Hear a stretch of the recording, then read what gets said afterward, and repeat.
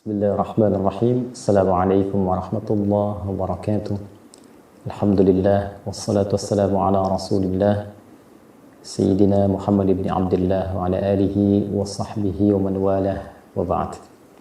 Saudara-saudariku sebangsa setanah air dimanapun kita semua berada, semoga kita semua tanpa kecuali senantiasa berada dalam rahmat, kasih sayang terbaik, kemuliaan dan keberkahan yang diberikan, dianugerahkan langsung oleh Allah Subhanahu wa taala kepada kita semua tanpa kecuali. Semoga kita senantiasa diberikan kemampuan untuk meneladani segala bentuk kemuliaan hidup yang dituntunkan oleh Rasulullah sallallahu alaihi wasallam, dan semoga dengan itu semua ringan kita menjalani kehidupan dunia ini, ringan kita saat kembali kepada Allah, dan ringan kita menerima rahmatnya di akhirat kelak untuk disatukan bersama orang-orang terbaik, khususnya Rasulullah sallallahu alaihi wasallam. Teman-teman, untuk itu kita tentunya tidak akan pernah lepas dari perjuangan untuk mewujudkan semua harapan-harapan baik tadi. Dan menariknya di dalam Islam, penamaan bulan seringkali dilekatkan pula pada makna-makna yang tinggi, dan di dalamnya terdapat pembelajaran-pembelajaran spesifik diiringi dengan pedoman-pedoman yang terukur, diberikan tuntunan untuk menjalaninya, dan juga dihamparkan parameter atau juga indikator, ukuran-ukuran keberhasilan dalam menjalani setiap pelatihan-pelatihan kebaikan yang terdapat di dalam bulan-bulan itu. Saat ini kita berada di bulan Rajab, tepatnya 14 Rajab 1445 Hijrah. Dan Rajab termasuk satu dari 4 bulan yang istimewa yang disebutkan spesifik dalam Al-Quran. 4 bulan ini keempatnya dengan nama 4 bulan Hurum di surah ke-9 At-Taubah di ayat ke-36, ketika Allah Subhanahu wa taala berfirman, A'udzubillahi minasyaitonirrajim, Bismillahirrahmanirrahim, Inna 'iddatasy syuhuri 'indallahi 12 syahran fi kitabillah yauma khalaqas samawati wal arda minha arba'atun hurum. Dzalikad dinul qayyim fala tadhlimu fihinna anfusakum. Sungguh jumlah bilangan bulan yang ditetapkan oleh Allah Subhanahu wa taala dalam ketentuan di kitabnya, bahkan sejak mencipta langit dan bumi, setahun itu ada 12 bulan. Jadi Allah mendesain perjalanan waktu kita beraktivitas di bumi ini, setidaknya setahun ada 12 bulan. Setiap bulan itu bukan sekedar waktu yang silih berganti, tapi di dalamnya ada pedoman-pedoman, ada petunjuk-petunjuk, ada satu kesiapan yang ditunjukkan kepada kita untuk berlatih. Latihan inilah yang nanti menjadi penting untuk menjalani semua etapa kehidupan. Di bulan A latihannya apa, bulan B latihannya apa, dan latihan ini secara otomatis akan mengantarkan kita pada kekuatan baru menjalani kehidupan di waktu-waktu yang dimaksudkan. Nah, menariknya Rajab itu digolongkan pada satu dari 4 bulan hurum, minha arba'atun hurum. Dari 12 itu ada 4 bulan hurum istimewa, disifati dengan kata hurum. 4 ini nanti spesifik disebut namanya oleh Nabi SAW. 3 mutawaliyat, 3 berurutan. 1 Dzulqa'dah, bulan ke-11. 2 Dzulhijjah, bulan ke-12. Yang ketiga Al-Muharram, bulan pertama dalam urutan penanggalan di bulan-bulan Hijriyah. Kemudian yang keempat Rajabun Mudhar, ya, dan bulan Rajab, ma baina Jumadah wa Sya'ban, di antara bulan Jumadah yang ke-6, Jumadal Akhirah, dan Sya'ban bulan ke-8, artinya bulan ke-7. Nah, sekarang kita berada di dalamnya. Rajab secara bahasa juga, ya, itu memiliki makna yang serupa dengan al-uzmah, ya, sesuatu yang agung, yang tinggi, yang terhormat. Jadi di bulan Rajab itu kenapa disebut dengan Rajab? Karena orang-orang suku-suku pada masa itu menghormati waktu ini. Nah, apa yang dihormati itu? Untuk menjaga dari nilai-nilai yang tidak produktif, untuk menghadirkan kedamaian. Jadi ini bulan damai, ya, bulan damai, bulan tentram, bulan penuh toleransi, bulan penuh pengertian, bulan gencatan senjata, ya, bulan menepikan hal-hal yang negatif, Kemudian bulan evaluasi diri, bulan untuk menampilkan kehormatan kita sebagai hamba, yaitu hamba Allah. Allah Tuhan yang sangat mulia, yang sangat suci, sangat bersih, menciptakan kita dengan semua aura-aura kebaikan dan kebersihan. Quran surah 17 ayat 70. Walaqad karramna bani Adam. Dan sungguh kami telah ciptakan manusia itu dalam keadaan memiliki sifat mulia. Makanya terlahir itu bersih, baik. Kullu mauludin yuladu 'alal fitrah. Ya, terlahir dengan fitrahnya, cenderung pada kebaikan. Al-muyul ilal khair wal haq. Cenderung pada kebaikan dan kebenaran. Ya. Nah, bulan ini adalah bulan latihan. Karena itu empatnya disebut dengan hurum. Ya, hurum seakar dari kata hormah awalnya. Bulan yang terhormat, hukumnya haram. Ya kan? Makanya haram itu seakar dengan kata hurmah. Ya, pada asalnya bukan menunjukkan sifat terlarang, bukan, tapi sifat menjaga kehormatan. Dilarang itu supaya tidak jatuh kehormatannya. Nah, itu poinnya. Jadi kenapa ada hukum haram? Untuk menjaga kehormatan. Haram hukumnya mencela, supaya saat mencela itu nanti turunkan kehormatannya, supaya tidak turun kehormatan, dicegah. Haram hukumnya, jangan sampai kehormatan kau turun karena mencela orang lain. Ya kan? Dilarang hukumnya korupsi, dilarang hukumnya menyogok, dilarang hukumnya berbuat zalim. Kenapa dilarang? Karena dengan melakukan tindakan itu dikhawatirkan kehormatan itu akan runtuh. Runtuh di hadapan Allah dan runtuh pula di hadapan makhluknya. Ya. Nah, ini poin-poinnya. Jadi hukum haram itu secara filosofinya ketika diturunkan, hikmahnya itu untuk menjaga kehormatan kita sebagai manusia. Karena itu kalau ayatnya dikembalikan tadi ke Quran surah 17 ayat 70 itu, ya kan? Diteruskan walaqad karramna bani Adam, ya kan? Wa hamalnahum fil barri wal bahr wa razaqnahum minat thayyibat. Perhatikan kalimatnya. Anda boleh beraktivitas, kata Allah itu, silahkan di daratan, di lautan, karena umumnya itu yang bisa banyak kita kerjakan. Kalau di udara kan selintas saja gitu kan, riset ke angkasa dan lintasan pesawat dan sebagainya. Tapi umumnya beraktivitas di mana? Daratan dan lautan. Dan warzaqnahum minat thayyibat. Dan kami pun tetapkan rezekinya yang baik saja. Karena ini makhluk terhormat, diciptakannya mulia, jangan sampai mencari rezeki yang tidak mulia. Ya, kedudukan itu rezeki. Jangan sampai berusaha mendapatkan kedudukan dengan cara yang tidak tepat. Ya, karena itu dilarang, menyogok dilarang. Hati-hati tuh, hadisnya spesifik sekali. Ya, ada dua hadis yang diriwayatkan oleh dua sahabat utama. Satu Abdullah bin Amr bin As radhiyallahu taala anhuma. Yang kedua diriwayatkan oleh sahabat Abu Hurairah radhiyallahu taala anhu. Dan nanti itu di kitab-kitab hadis banyak sekali, ada di At-Tirmidzi, di Abu Daud dan kitab-kitab yang lainnya spesifik. Ya, ar-rashi wal murtashi itu tentang persoalan penyogok dan yang disogok. Itu spesifik pembukanya sama. La'anallahu rashi wal murtashi. Allah melaknat orang yang menyogok dan yang disogok. Ketika keduanya kompak tuh, ya, yang nyogok itu berinisiatif untuk mendapatkan sesuatu, yang disogok mengambil manfaat dari sogokan itu. Kedua-duanya itu ketika terjadi dilakukan itu, kemudian komentar hadisnya sederhana dari Nabi sallallahu alaihi wasallam, la'anallah, Allah memberikan laknatnya. Jadi saat terjadi terlaknat itu. Ya, kenapa? Karena perbuatan itu bisa meruntuhkan kehormatan. Ya, makanya ketika seseorang terdeteksi, kemudian nampak, diketahui, ditangkap korupsi nih, karena nyuap, karena nyogok, karena macam-macam.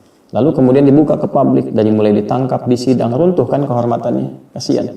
Bahkan bukan hanya orangnya, keluarganya yang tidak tahu apa-apa dibully, anaknya dibully di sekolah, hilang kehormatan. Nah, Allah yang Maha Penyayang, Maha Pengasih tidak menginginkan itu. Ya, tidak menginginkan hal-hal demikian terjadi. Karena itulah kemudian terkadang dalam perjalanan waktu yang kita lalui, manusia itu seringkali lupa. Dan lupa itu temannya itu salah. Biasanya kalau orang sudah lupa itu besar kemungkinan potensinya melakukan kesalahan. Ya. Orang tahu bahwa dusta itu salah, cuman saat berdusta dia lupa kalau itu salah. Orang tahu mencela itu salah, cuma saat mencela dia lupa kalau itu salah. Karena itu di Al-Qur'an lupa itu kan nasya. Pasangannya akhta. Saya lupa, nasitu. Kita lupa, nasina. Maka diisyaratkan di Al-Quran, di Al-Baqarah ayat 286, Rabbana la tu'akhidna in nasina au akhtana. Ya Allah, mohon kami itu, kalau kami lupa, dan dengan lupa ini berbuat salah, mohon jangan dihukum dengan itu. Karena itu diajarkan kita untuk berevaluasi. Di ujungnya kan ditutup dengan wa'fu anna, maafkan kami ya Allah. Kalau dengan lupa itu kemudian berbuat salah. Kesalahannya bahkan bisa berlipat. Karena itu kita katakan waghfir lana, ampuni kalau melahirkan dosa, warhamna kalau dosa itu demikian kotor. Kita ingin perbaiki. Nah, dalam konteks itu bulan Rajab adalah bulan latihan. Bahkan sebelum menjelang ke Ramadan tuh diberikan pemanasan dulu supaya kita berlatih. Jelas kalimatnya, jelas ayatnya, tegas mengatakan ya wala tadhlimu fihinna anfusakum. Ya dzalika ad-dinul qayyim fala tadhlimu fihinna anfusakum. Maka jangan sekali-kali kalian berbuat zalim di bulan-bulan itu. Artinya apa? Kita berlatih untuk mengevaluasi diri. Sifat-sifat yang kurang baik kita tepikan, kemudian mencoba untuk menjadi lebih bersih. Ya, mengevaluasi diri, berbuat sesuatu yang baik, yang lebih dekat pada keadilan, lebih dekat pada kemuliaan. Seperti namanya Rajab. Sehingga ketika yang buruk itu hilang, yang baik muncullah kemudian sifat-sifat dan aura positif kita yang mengangkat kita pada posisi yang lebih terhormat. Nah, menariknya situasi kekinian dalam konteks kebangsaan yang lebih luas ya, kita dihadapkan pada situasi yang cukup menarik saat ini. Ya, secara dalam timbangan politik misalnya, kan? Ataupun juga sosial, ataupun aspek yang lain lagi. Nah, dari aspek politik sekarang mendekati ke masa-masa menjelang pemilu. Sekarang musim-musimnya kampanye. Hati-hati, sekarang bulan Rajab. Jadi jangan sampai juga sembarangan. Ya, paslon-paslon. Kemudian juga kan nanti ada selain pilpres ada pileg, calon-calon legislatif. Hati-hati, sekarang bulan Rajab. Ya. Ada komentar dari sahabat mulia Ibnu Abbas radhiyallahu taala anhuma, jika seseorang sengaja melanggar kehormatan bulan Hurum, kalau dalam konteks sekarang bulan Rajab saat ini dengan melakukan tindakan yang negatif, ya, tindakan kriminal, tindakan-tindakan yang buruk, maka beliau berkomentar itu dosanya bisa 2 kali lipat dibandingkan hari biasa. Ya, karena sekarang momentumnya Allah hadirkan untuk berlatih. Dilarang maksiat, dia sengaja maksiat. Maka komentar Ibnu Abbas, orang yang sengaja menodai bulan-bulan Hurum, sekarang misalnya bulan Rajab di dalamnya, menodai kehormatan bulan Rajab dengan sengaja berbuat maksiat, maka dosanya 2 kali lipat. Ya, hati-hati, karena itu bagi umat Islam khususnya.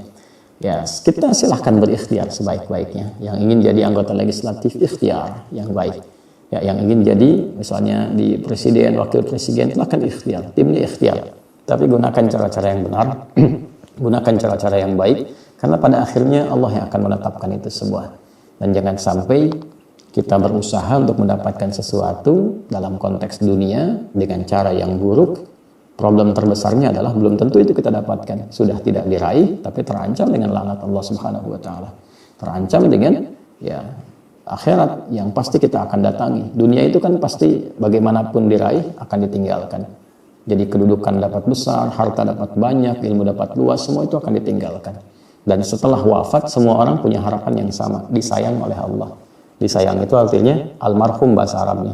Karena itu di nisan-nisan kan selalu dituliskan almarhum, almarhum, almarhum, disayang. Bagaimana bisa ditulis disayang sementara hidupnya penuh dengan maksiat? Nyogok kok pengen disayang, nyuap kok pengen disayang, gitu kan? Nah, jadi konteks-konteks itu yang kita mesti evaluasi, kembalikan pada diri kita. Ya, masyarakat juga saya tegas menyampaikan ya, saya kurang sepakat dengan yang mengatakan ambil uangnya jangan pilih orangnya. Tidak ya, saya tidak sepakat dengan itu. Tinggalkan uangnya, tinggalkan orangnya ya. Maka mulailah kita dengan etik yang benar, karena ada hadis juga yang lain dari sahabat Abi Bakrah radhiyallahu taala anhu dari Nabi sallallahu alaihi wasallam jelas menyampaikan ya, kama takunu yuwalla alaikum, ya, sebagaimana karakter kamu itu dikirimkanlah kemudian karakter yang sama yang memimpin kamu.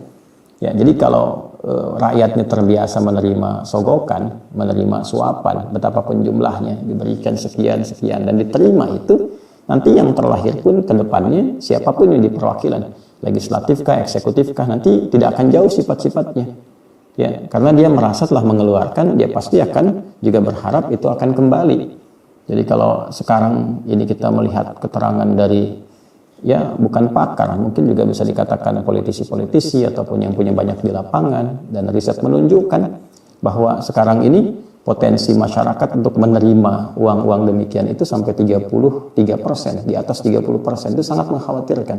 Nah, jangan sampai itu menimpa umat Islam, karena ini meruntuhkan kehormatan. Kemudian juga bisa menghadirkan sesuatu yang tidak baik di masa depan. Ya, kalau masyarakatnya gemar menerima yang seperti itu, jangan pernah kemudian mengharapkan sesuatu baik terjadi di masa depan. Atau bahkan bisa menyaksikan dengan sangat nyata kalau ada orang mengambil dengan senyamannya, ingin mengembalikan modalnya. Ya, kalau sekarang orang sudah mulai berhitung dengan pendekatan tadi, saya harus dapatkan sekian ratus ribu, taruhlah 100.000 suara, dia berpikir bagaimana bisa mendapatkan suara yang benar. Kalau pendekatan seperti tadi dengan cara yang tidak baik, ya dia harus menyiapkan APK, ya, alat peraga kampanye, dia hitung 1, dia harus bayar saksi, dia hitung 2, lalu dia siapkan lagi yang ketiga dengan cara yang tidak benar tadi. Otomatis 3 kali lipat, dari 100.000 dia mesti siapkan 300.000 amplop dan sebagainya. Kalau berpikirnya sudah begitu, besok-besok kalau masyarakatnya menerima, akan terciptalah kondisi orang yang berpikiran bagaimana modalnya bisa kembali. Maka ini yang menyebabkan segala kondisi kehidupan berbangsa, bernegara itu menjadi tidak baik, tidak stabil, rakyat lelah, ya kan, dan tidak seimbang. Dan caranya bagaimana? Kita semua mengevaluasi diri. Ya, jadi ayo hadirkan persatuan, kedamaian. Bersatu itu dalam konteks silahkan fastabiqul khairat, bersaing dengan cara yang elok, tidak harus mencela. Untuk apa mencela? Jangan mencela. Jangan punya satu harapan meraih kedudukan dengan menjatuhkan orang misalnya. Dengan punya harapan meraih kedudukan dengan melecehkan orang, untuk apa? Ya, lakukan saja yang wajar-wajar. Kalau Allah berkehendak menitipkan, alhamdulillah jaga amanah itu. Dan tanggung jawab. Kalaupun tidak berkehendak untuk itu, nikmati kehidupan. Peran apa yang diberikan, jalani. Dan lakukan dengan baik. Kalau rakyatnya sudah baik seperti itu, ulamanya baik. Nah ini penting yang terakhir saya garis bawahi. Ulama ini, hati-hati yang mengaku-ngaku ulama ya. Yang mengatakan dirinya ulama, kiai, ustadz, ya, habib dan sebagainya. Jaga marwah, jaga kehormatan. Ya, bila ayat saja berlaku umum, apalagi bagi seorang ulama, kiai, ustadz dan seterusnya. Ya, jadi kalau kita tahu dalilnya, tahu hukumnya, hati-hati. Jangan sampai masuk ke dalamnya. Dalam jenis apapun, kita kan punya firasat yang dalam tentang itu. Orang datang bawa sesuatu, ya apalagi kalau menerima ini dan itu dan sebagainya, maka marwah itu yang dijaga, kembalikan. Jadi paku bangsa yang baik untuk mencerahkan, menjaga kedamaian, mengembalikan Indonesia ini, khususnya yang kita cintai, ya ke dalam marwah yang kuat, untuk membangun kesejahteraan, ya kemudian peradaban yang berkemajuan.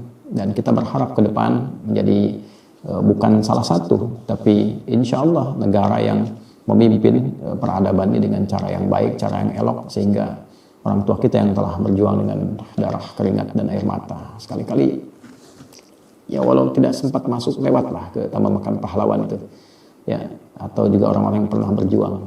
Lalu refleksi sejenak sehingga kita bisa mengambil keputusan itu dengan jiwa yang tenang, yang melahirkan pikiran yang cemerlang, yang teduh, yang menggambarkan kembali perjuangan mereka, sehingga mereka bisa tersenyum di alam kuburnya dan merasakan kebaikan-kebaikan ketika kita anak putra-putri bangsa ini bisa melakukan segala jenis kehidupan berbangsa, bernegara dengan cara yang baik dan elegan. Maafkan saya, semoga Allah muliakan kita. Saya hanya khawatir kalau pribadi saya, kita semua justru di saat bulan ini mulia, bulan Rajab, kehormatan kita terganggu, dan khususnya bagi orang Islam lupa kalau Allah sedang menguji kita. Ini semua ujian, akhi, saudaraku, saudara sebangsa setanah air. Ini semua ujian, kita semua akan berpulang. Ini ujian supaya lebih baik, ujian supaya lebih mulia, supaya dekat dengan Allah, supaya membangun bangsa ini dengan baik. Ya, terima kasih. Semoga Allah muliakan kita, tetap damai, tenang, tentram, bersatu dalam kebaikan. Dan ini tidak ditujukan kepada satu dua pihak, tapi refleksi untuk pribadi dan kita semuanya. Ya, jadi mohon maaf kalau ada bagian-bagian yang kurang nyaman dari apa yang saya sampaikan. Mohon dimaafkan. Mohon diajari kami cara menyampaikannya dengan baik supaya tidak terkesan menggurui atau bahkan juga menyudutkan satu dua pihak. Tidak diniatkan itu. In uridu ilal islah. Ya, mastata'at. Tidak ada niat apapun kecuali berusaha kita menjadi lebih baik sesuai dengan kemampuan yang kami bisa lakukan. Subhanakallahumma wa bihamdika nasyhadu an la ilaha illa anta nastaghfiruka wa natubu ilaik. Assalamualaikum warahmatullahi wabarakatuh.